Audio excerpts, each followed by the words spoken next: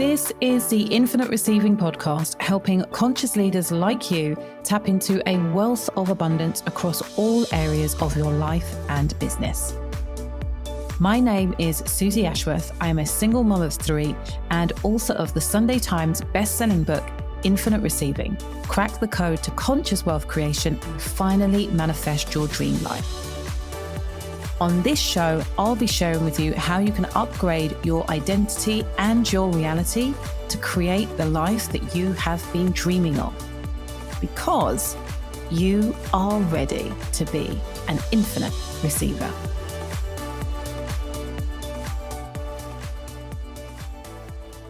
Hello, you gorgeous human being. It is Susie Ashworth here, and you are listening to the Infinite Receiving Podcast.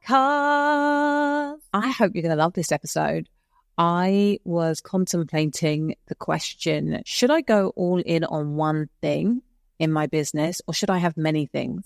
And I was thinking about this question in relation to offers and different people's approaches. And the reality is that there isn't actually a right answer for this. I know extraordinary people who are launching multiple times a month and making millions. I know extraordinary people who are sharing about 3 or 4 different offers in different parts of the world, doing different things daily. And then there are people who are like, I want to do something extraordinary. I want to do it with this one program. I am putting all of my eggs in this basket, and this is what I am focused on. And we are going to have a freaking party when this comes off. And sometimes it comes off and other times it doesn't. It doesn't mean that one thing is better than the other, because it is all very individual. There isn't one right way to do business. If there was only one right way, we would all be trillionaires, but that is not the case. So instead of thinking about, should I do many programs or should I do one program, I started to rethink the question. And the question became, what is the one thing I should go all in on when it comes to my business? And the answer was so obvious. The answer is you. You are the one thing that you need to go all in on when it comes to building your business.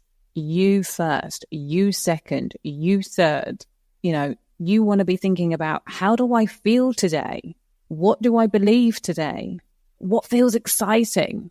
Like, how you feel, whilst I don't think should dictate whether you show up and sell, which you should be doing every day, whilst I don't think it should dictate what it is that you are messaging, which, unless you have systems and processes in place that are doing that outside of your organic posting, then I think that you should post every day. Why? Because if you are not visible, if you haven't built up the systems, the processes, the reputation, the brand, when you don't show up, other people do. I know that that is not the most popular thing to say in business right now. Everybody wants to say, you can disappear for a whole month and then show back up and your energy will draw everybody to you. It's just not my experience. And it's now not my experience of working with hundreds, if not thousands of people through my programs over the last decade. It is just not my experience that it works that way. And the people who speak that from a place of authenticity and truth, because that is the experience they are living, before they got to that point, they were hella consistent. They were the people that were doing lives every day, posting twice a day on Facebook or Instagram or wherever it is. Before they got to the place of, I can just show up whenever I want because I have nailed my recurring revenue to such an extent that I can do that, they were consistently showing up. Anyway, I digress. This isn't about how frequently you show up or not. It's about going all in on yourself. And I think that it's really easy, although wildly crazy, that we can often, when it comes to our self-care, when it comes to our self-awareness, when it comes to our self-analysis, that it can completely fall between the cracks as we focus our attention on the business and what do we think the next thing is that we should be selling? And how should we do it? And how am I going to master the masterclass and the webinar and the challenge? And, well, what do I do next? And, how do I get it right? And everything is externally focused.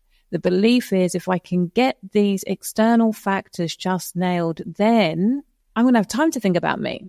Then I'm going to have time to have a bubble bath. By the way, I'm not suggesting that your self-care is having a bubble bath, although that's nice. I am talking about your internal environment and what a difference it makes when you have a regulated nervous system, when you look at yourself and you're like, I've got this. I'm doing this. This is inevitable. And it is way more challenging to do that when you are looking for the perfect strategy and putting all of your power outside of yourself.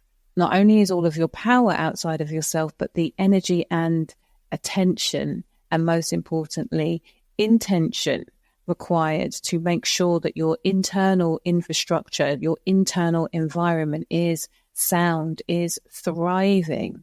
If you think about what is going on the inside as your fertilizer, we want to make sure that that fertilizer is like the most pristine shit you can possibly imagine. Pun intended.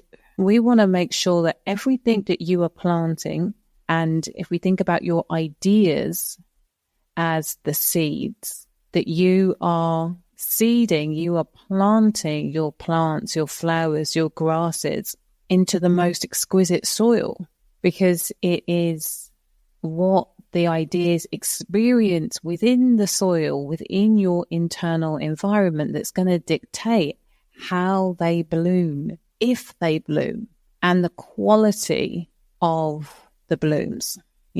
That's your webinar, that's your masterclass, that is whatever strategy you decide to employ. Before you go all in on any external project, you have to go all in on yourself. And that is believing in yourself. It's nourishing yourself. It's asking what it is that you need today in order to feel alive, engaged, turned up, turned on, tuned in. What are the things that I need in order to feel that way? And really noticing, you can have throughout the day moments where you feel really on it and then moments where you dip. And what I want you to be aware of is, one, when you are dipping, and two, what are the stories that you are telling yourself? Where is the doubt creeped in? Where is the unworthiness creeped in? Where is the I don't deserve this creeped in? So that you are able to address it, retoil, maybe put some more fresh fertilizer on top. You get to pull out anything that is not serving you. And when I say pull out, I do not mean bypass. I mean using the tools to first observe, sit with, listen to, what is the message that I'm not hearing? What part of me is afraid right now? What part of me is in fear? What part of me feels repressed? What part of me is in shame? So that I can work with that part of me, alchemize the emotion or integrate it, whatever is going to be of highest service to you and everybody else that you are coming into contact with, whatever is going to be in highest service for you primarily, for you first, and then everybody else that you come into contact with for the rest of the day. I want to invite you to ask yourself the question right here, right now. If I were willing to go all in on me, what would I choose for myself? And you can keep it broad and open like that, or you can go narrow. What would I choose for myself with this podcast? What would I choose for myself with this podcast recording? What would I choose for my breakfast if I was going all in on me and making sure that my internal environment was being nourished with the best fertilizer? What would I choose? Start asking yourself that question over and over again and see how your decisions change. See how your behavior gets to be optimized. And most importantly, notice how you feel. Because from that place, when it comes to generating ideas when it comes to being more creative, when it comes to just generally being more excited, you are stacking the odds in your favor for all of those things to be infinitely more easy. Okay. I hope that you love this little golden nugget. There is a lot that can be done in just 11 minutes.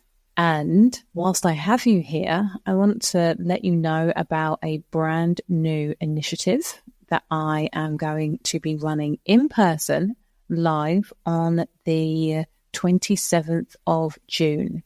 It is a business accelerator day. It's going to be an intimate event. There'll be certainly no more than 10 people. And we will be in central London.